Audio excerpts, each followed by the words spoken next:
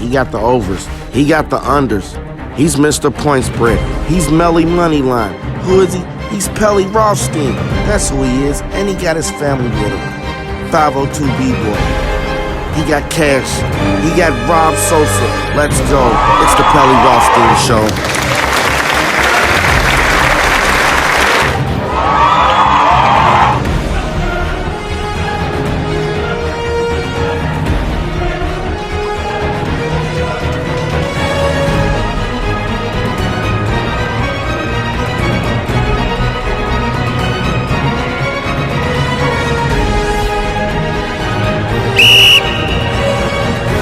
Pelle Rothstein Show, Pelle Rothstein Show, Pelle Rothstein, Pelle Rothstein Show.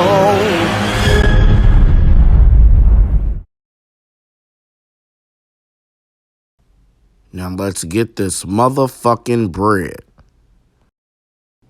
On BC Sports Podcast, Chris Paul says Steph Curry is the greatest shooter of all time, but cannot be considered an all-time point guard. He's not a playmaker, which is the primary role of one. Do you agree with Paul? Is Steph Curry not a true playmaker? Is he not a true point guard? Or is Paul hating? What do you guys think about this?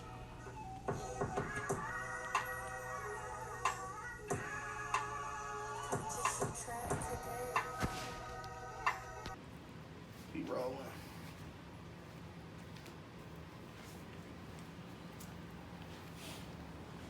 What's up, y'all? This is Pelle, Cash. It's Pelle Rothstein Show, man. Let's get straight into it, man. What you got for me today? Chris Paul, he said Steph Curry is the best shooter of all time, but he's not a true point guard because he's not a playmaker, and that's what it takes to be one.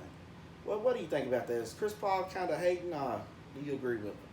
I agree with him. It don't sound like Holy shit. It don't sound like he said nothing wrong to me. I mean, yes, he is the great all-time scorer. Yes, he's one of the all-time greatest players. And yes, he is the greatest shooter that we ever seen. But it's other things that you have to look at when it comes to being a point guard. And it's playmaking for others, like getting assists and rebounding and doing other things, which Curry, for his size, if you look at his numbers, Curry averaged 4 or 5 rebounds a game. Probably a nice amount. Yeah, at the guard position, he gets a lot of rebounds. You know what I'm saying? But Chris Paul's probably looking at it in the sense of, getting others involved. And when you think of some of the greatest that could score the ball and get others involved, like Magic Johnson, Oscar Robertson, Jerry West, Stockton, players like that, you know what I'm saying? I don't think he's on that level of playmaking for others than these guys. And the numbers will probably back it up. Well, last time I checked, the game was winning, and Curry's a winner, man. He's a winner, man. He got championships. I mean, I feel like Chris Paul is not even kind of in his class. So I feel like he don't even have yeah, but it's who is he to say something about Curry? Like, because it's different classes that I think they in. Curry bringing light. Man, that nigga brought light-skinned niggas back on championship night. Shit, we back, man. Shout out to Steph Curry and Clay. Shit, light-skinned niggas is back out this motherfucker. Then Drake dropped his weak-ass album 10 minutes later. Knocked us back 400 motherfucking points. Yeah. But no, on the real though, man, I just feel like Paul might have been hating on him. I mean, like. But I don't feel like it's hate. He just have his opinion, and he's more of a old school, traditional kind of point guard. So he's looking at it like that. So, but Steph is changing the game. So I don't think what he's saying is wrong. It's just his opinion, and I see where he's coming from. I would like to. I just feel like Steph is the point guard just as well as Chris Paul. Steph is changing the game where you don't have to. The game is changing anyway, so maybe you don't have to be the traditional point guard that that we used to seeing. But you see, traditional point guard. Curry, he's just killing, man. If you watch him, man, he's an unbelievable talent, and I just can't deny. I just can't playmaking, I just can't say he's not a playmaker. I mean, And but a listen true to point what guard. we're saying, though. We talking about playmaking for others. Yes, he's a great playmaker when it comes to him scoring the ball. The way he come off screens, pass the ball, and come off a screen and get the ball right back. The play they do with Draymond. He passed it to Draymond just to step back off another screen just to get the ball back. Yeah, but they also got to play where they pass that motherfucking Draymond get easy buckets. That's because Draymond is just reading the defense. When Draymond get that ball in that position, turn around and nobody's on him, then that's Draymond really making the play. The Warriors, he made the read and made the play. The Warriors, man, everything they do is like so. It's like a well-oiled machine, man. They hit on all cylinders, man. I don't. We can't knock Curry for, the things that the passes that he don't make because of the shots that he make. I just disagree. I disagree with Paul on this one. But I don't think people is throwing any shots at him. They just they not denying that he's a great player scoring the ball. He's one of the greatest players. I just feel like Paul needs to He's a better player to me than Chris Paul. Worry about getting his motherfucking championship traditional point finishing guard, series. Chris Paul's better. Than trying to speak on Steph, and Steph was coming off a championship winning. Like, you can't deny that, man. And nothing he's doing like Clay or any of those guys, because they did it. Yeah. But there's no denying. I don't think Chris Paul was denying none of that. His mind frame is old school, a traditional point guard. Well, let me see. Let's see what Sosa got to say, man. See what you think about this, Sosa. Chris Paul hating or not?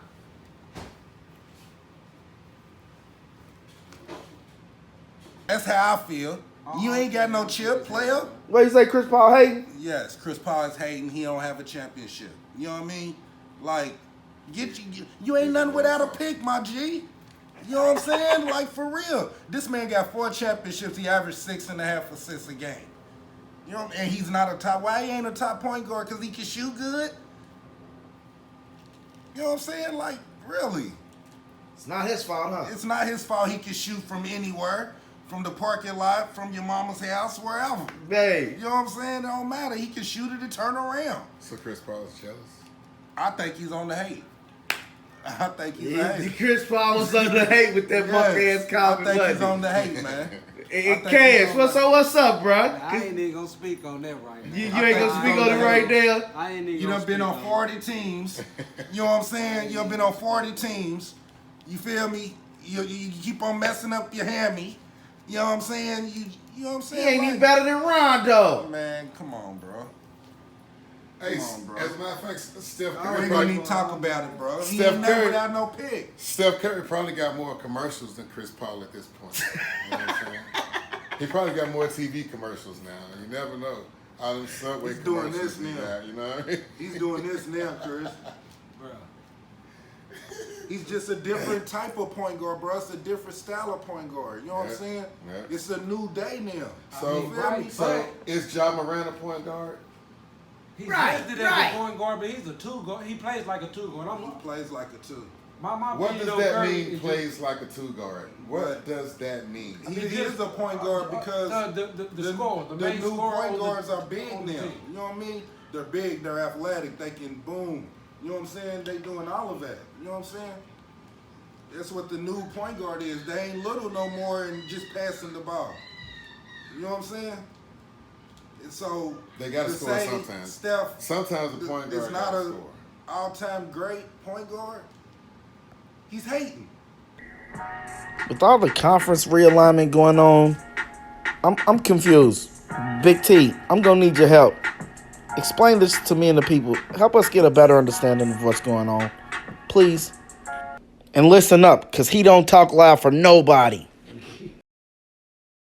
what's up, y'all? This is Terrell. I was just giving my opinion on conference realignment in the colleges. Two of the biggest examples: Oklahoma and Texas going to the SEC, and UCLA and USC going to the Big Ten. The one that makes the most sense is Texas and Oklahoma going to the SEC because historically, Texas and Oklahoma has always wanted a big conference in around where their schools are and around the Texas schools, and that's how the Big 12 was made. But when Texas A&M made that move to the SEC, they saw Texas A&M's money growing and things like that from the SEC money. So basically, what they saw was Texas A&M that really wasn't doing nothing in the Big 12. Now all of a sudden, they're a powerhouse in the SEC. So when Texas and Oklahoma and the Big 12 is constantly moved out of the championship race in the BCS, and they know that the SEC, we've seen the SEC win it about 7 or 8 times out of the last 10 years. So now it makes sense for them because the SEC is still in the South, but and basically what it is Texas and Oklahoma want to maintain their status as top programs in the nation.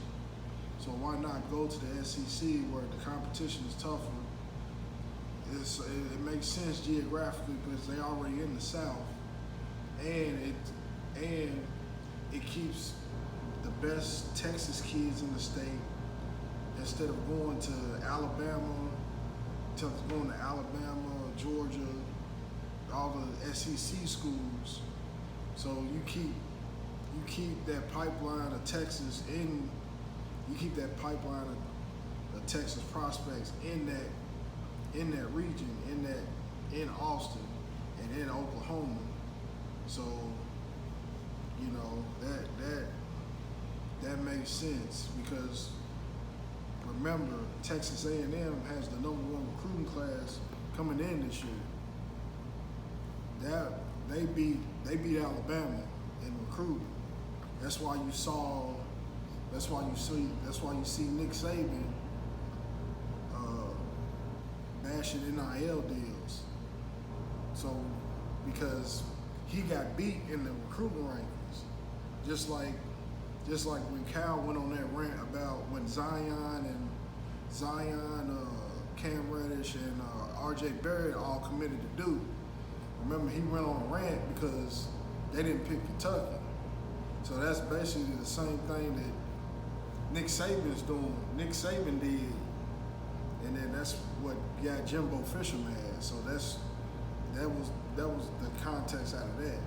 So Texas and Oklahoma seen a school that is historically been ranked lower than them, getting the #1 recruiting class. So they saw that. They saw the money that the SEC was making. So they merged with the SEC. So it makes sense. So, but the USC and UCLA to the Big Ten, that has to be worked out because traditionally UCLA and USC are West Coast schools. Big Ten historically has been East Coast. Michigan State, Ohio State, Michigan,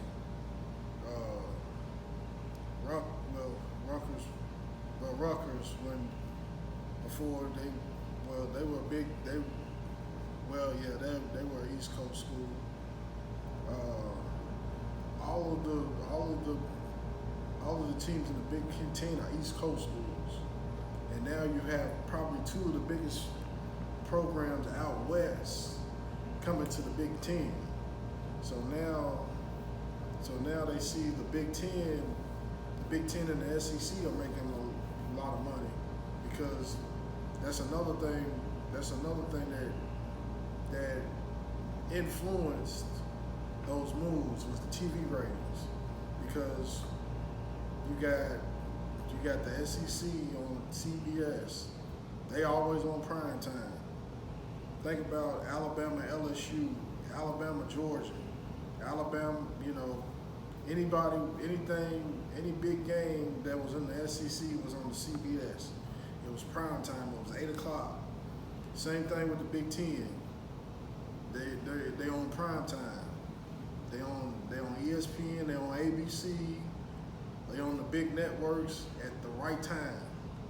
So the Pac-12, when they have a big game, I mean, it will be usually on ESPN or the networks, but then they had the Pac-12 network, but then the big games in the Pac-12 will be on the Pac-12 network. The Pac-12 is like mainly for the West Coast schools. So now they wanted USC and UCLA just wanted to broaden their horizon and be part of that TV money. So that's one of the biggest reasons why they joined the Big Ten. Yeah, we got NBA free agency here. KD, what is he gonna do? Where's he wanna go? Who want him? Is Donovan gonna end up in New York? He wants out of Utah. What are they gonna do with Kyrie? Is Kyrie, where's he gonna end up at? Is it gonna be a reunion with KD? Will he end up with a reunion with LeBron? Who knows? Cash, give me a little insight on this NBA free agency thing.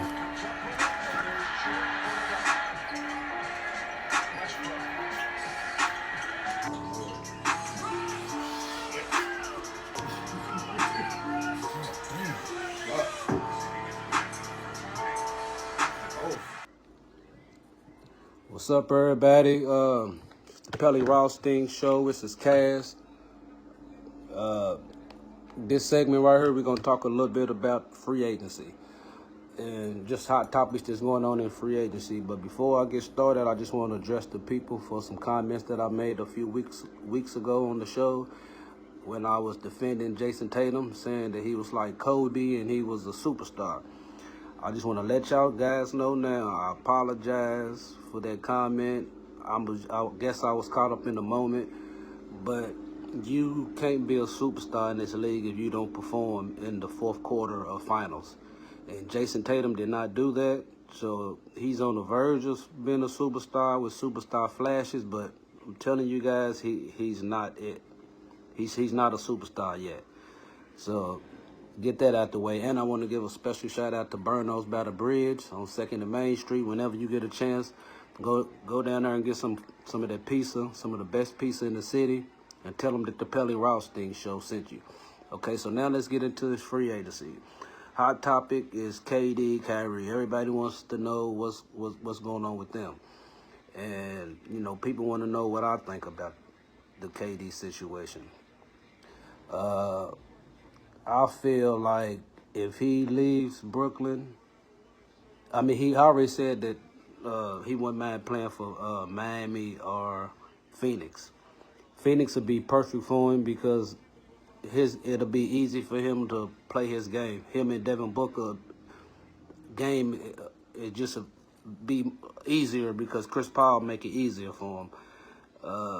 So if he want to go somewhere and try to win and win the right way and not have to be Superman, then Phoenix would be a good landing spot for him. Kyrie Irving, you see I'm a Laker fan, so I'm really watching and seeing what my Lakers do in free agency. I'm a big Westbrook fan, but I am a basketball fan, and I know that LeBron and Westbrook just don't good together. We need a point guard that can get to the rim and also shoot the ball. So it would be very, very good if the Lakers could trade Westbrook for Kyrie Irving. Which that's the talk, that's what's going on. That's probably what happened. So this ain't nothing new to you guys. But as a Laker fan, I would love to see Kyrie play for the Lakers. Another thing, I've been hearing about, people been talking about, is Donovan Mitchell. If Donovan Mitchell needs to leave Utah, and if I'm mistaken, he has requested to be traded, and it's looking like he might get traded to the Knicks. So, I mean, that'll be a good landing spot for him. If the Knicks, I mean, Donovan Mitchell could make the Knicks a playoff team, and if Donovan Mitchell can perform in meaningful games, then I feel like we'll see how good he really is. You know, you can't really call nobody a superstar unless we see them perform in meaningful games. So I would love to see Donovan Mitchell playing somewhere where he can make deep playoff runs so we can really see how great he is. What else is going on out here in free agency?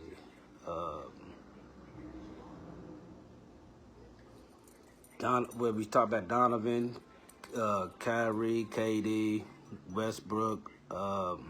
What Dallas is going to do is what a lot of people is looking at too, because Luka Doncic needs another star down there with him so they can make a good playoff run. The Clippers then added John Wall to a stacked team already, so I feel like what they did in free agency was good. I mean, they got a right piece that goes right with what they have to make a good playoff run.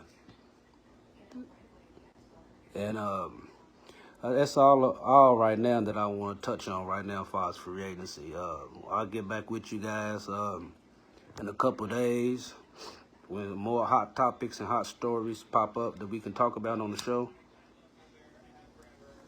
And again, give a shout out to Burnos by the Bridge on 2nd and Main. Whenever y'all get a chance, go down there and get some food and tell them that the Pelle RothsteinShow sent you.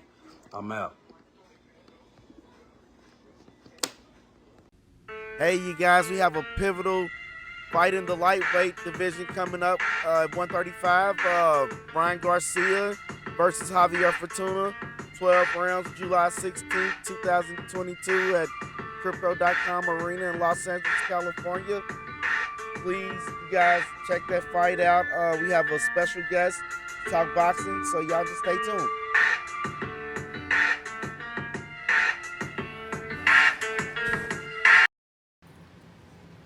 What's up, good people? This is your boy, Shamsu Haru. I'm on the Pelle RothsteinShow, here to talk a little boxing with y'all.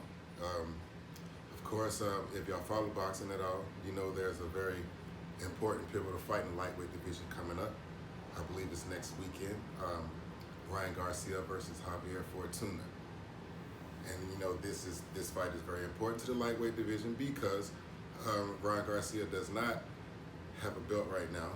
Devin Haney has all the belts in that weight division, but Garcia has to get past Javier Fortuna in order to have a shot at Gervonta Davis. And of course, we all predict that the winner of that fight, if the fight does happen, will have the next shot at Devin Haney, the man with all the belts. Okay, so you know, being that we know why this fight is important, let's get right into it. Ryan Garcia versus Javier Fortuna.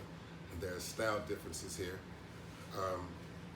I do believe that Golden Boy handpicked Javier Fortuna because of his fighting style. He's a short, left-handed guy, just like Gervonta Davis. You know, he's a slick fighter. He has you know, slick head movement and slick foot movement, just like Gervonta Davis. You know, he's powerful. He's explosive once he gets in close to you, just like Tank Davis. You know, but the difference is, you know, he doesn't have that level of explosion that Tank Davis does. But, you know, if Garcia can get past this guy, Golden Boy believes that this is a good measuring stick for him, you know, to see how he would do against Tank Davis. Okay, so with that being said, let's get into the advantages and disadvantages for each fighter. Like I said, Fortuna's a left-handed guy, but he has good head movement, good foot speed. Ryan Garcia has a size and power advantage. You see what I'm saying? So Javier Fortuna would need to get close to Garcia in order to do anything to him. But if Garcia keeps his head and stays patient, you know, his speed and power should decide the fight. But like I said, Javier Fortuna, he's slick and he's very experienced. His prior opponents he's a former world champion. Let's just say that. So, he has that much experience over Ryan Garcia. So anybody that's, he's 33 years old, so he's been around for a minute. And anybody who's got to the level of being a world champion knows things. And Ryan Garcia does not have that kind of experience, so that could get him in trouble. But, I think Garcia's a heavy favorite. To me, he's a heavy favorite. He's just too big, too fast for Javier Fortuna. Javier Fortuna's a slick guy. He has power and everything, but like I said, Ryan Garcia's speed and his power should win the day. Now, if he does get past Javier Fortuna, this sets him up for a fight with Gervonta Davis. Now, we've all heard them two jawing at each other, saying they want each other next. So Garcia has to handle his business with Fortuna. Now, Gervonta Davis, he has a version of the I believe it's the WBA belt. He's like a franchise champion, and Devin Haney has the WBA regular champion. It's WBA or WBO, one of those two. But the difference is, Devin Haney is the real champion of that boxing organization. Tank Davis has the interim belt, if you will, which means he should be the first person in line to fight Devin Haney after he beats Ryan Garcia, if that fight happens. But Tank Davis and Devin Haney, they have to clear up this whole thing about who's the champion of this WBO organization. Both of them have a different version of the same belt. So, that automatically puts Tank Davis in line to fight Devin Haney.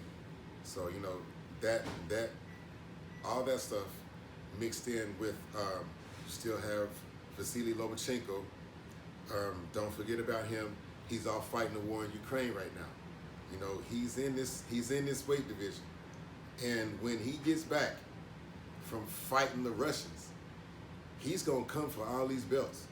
So all these guys, Tank Davis, Teofimo Lopez, Devin Haney, Ryan Garcia, all of these guys are going to have to deal with Lomachenko when he gets back.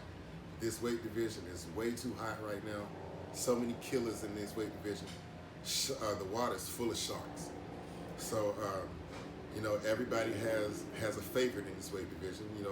People like Tank, some people like Lomachenko, some people like Devin Haney. Devin Haney's a man with all the belts.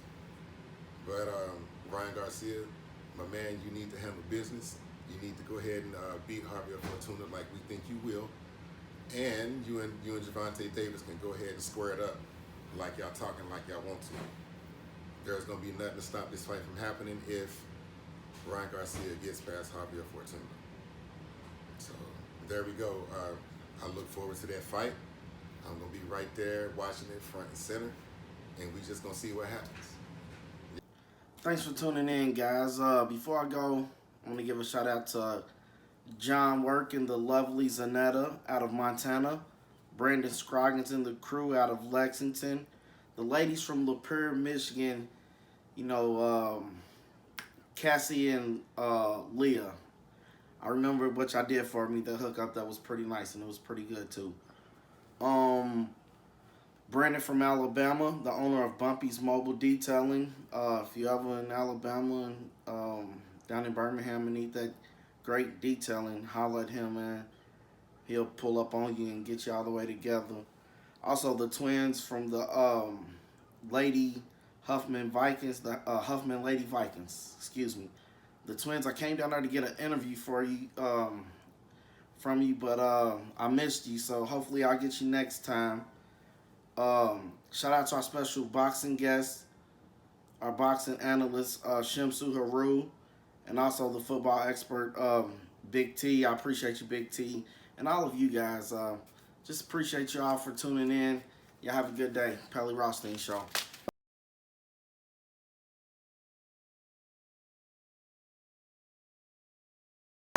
Either. But you talking about facts? But you bringing a whole lot of other shit into it that ain't got nothing to do with what we actually talking about. But just listen though. Am I? What I'm saying about your organization, is that not facts? We don't know it's facts, bro, because you ain't got no proof to prove to us how they thinking. We saw it, because what you explaining is explaining what I'm saying too. We seen it played You out. overcomplicating it. We ain't talking about all that upper room organizational Right, shit. but that plays. We a just part talking in about playing you the never company. take a running back before you take a quarterback. If I'm you saying need both it's of them, situation. no, It never. depends. Don't give a damn It what depends. You feel situation, me? what team, what offense. You always take the quarterback first because the running back can't call an audible if he sees some shit wrong. The quarterback, that's I mean, that's all why he's out quarterbacks there. don't have that option either. Yes, they do. All quarterbacks have the option to call an audible, my dog. Everyone does. Running back can't call an audible. Have you ever seen that quarterbacks though? don't have But the you ain't option never to seen the do running that. back call an audible. We know that for a fact. never gonna We see know a that run- for. we're never So gonna that's see why a you running never back. take the running back before the quarterback, bro. Because the running back can't call an audible. The running back don't make no decisions on the offense. Quarterback makes the decisions. Running back don't make no decisions. He just get the ball when he's told he's getting the ball. He don't make no shots. He don't make no calls. So So basically, what you saying is He you don't never make no pick calls, a running bro. back before a quarterback because running backs can't call audibles. Because the quarterback makes the decisions on the offense and the running backs don't. That's why you don't. Exactly. That's why you never pick a running back before a quarterback if you need them both. If you need them But it all both, you depends take your because if I quarterback don't got first. no receivers and nobody to throw it to, Bruh. and my offensive line is weak and Saquon You Barkley's always going choose to the I'm going to decision grab maker. the running back. You choose the It's decision situational. maker. The quarterback is the on the field coach, so that's who you take first. He's your coach on the the Giants field. was just fucked Just up fucked though, up all the bro. way That's- around, though. I mean, We don't care y'all about both that. right. We But don't care that about that. But that We don't care about that that. plays part of why we just see No, all this sir. shit. We ain't talking about them all the way around fucked up. We talking about them taking a running back over a quarterback. You don't do it when you need them both. That's all I'm talking about. And when you do that shit, you see what happens. That running back is gonna get hurt. It's inevitable. All running backs do. And when that running back gets hurt, now you down a running back and a fucking quarterback. I mean, but Now that you ain't got nothing. But that can happen both ways. So if your offensive line is weak and you drop back, Quarterbacks and hardly ever get smacked. hurt. The league protects quarterbacks. They hardly ever get hurt. There's no Right. protection for the running back at all. He's always gonna get hurt. Every running back on every team. Right, but He's still gonna get though, hurt. a quarterback can drop back and get hit from the blind There side you go. and get hurt too. Hypothetical and what ifs and No, shit. that's facts. We see that happen all the time, But bro. the facts I'm giving you Come is on, running bro. backs get hurt more than But are quarterbacks. those not facts? But running backs We get see hurt it. more. They get hurt more. That's what you gotta pay attention to. I mean, I understand that. So but you but never it's take still, a running back I mean, but first. it's still situational because it's still. Fuck that. But it's You never take the nigga that's gonna get hurt first. You take the nigga that's protected. Quarterbacks are protected. You take them first I mean, because it they is. got rules protecting them so they don't get hurt. Running backs ain't no protection. Right. You get the ball, they get smacked all over the place. right. They gonna But get how hurt. many times have you seen the nigga come off the line and just bust and do something legal and smack the shit out of quarterback? They that happens. Not as many times as you see that running back go down. Yes, what you're saying does That's happen, facts. but not as much as that running back going down. when you're both right. I ain't gonna lie to you, big dog. Sharif O'Neal kind of ass. Boy should have stayed in college. Okay.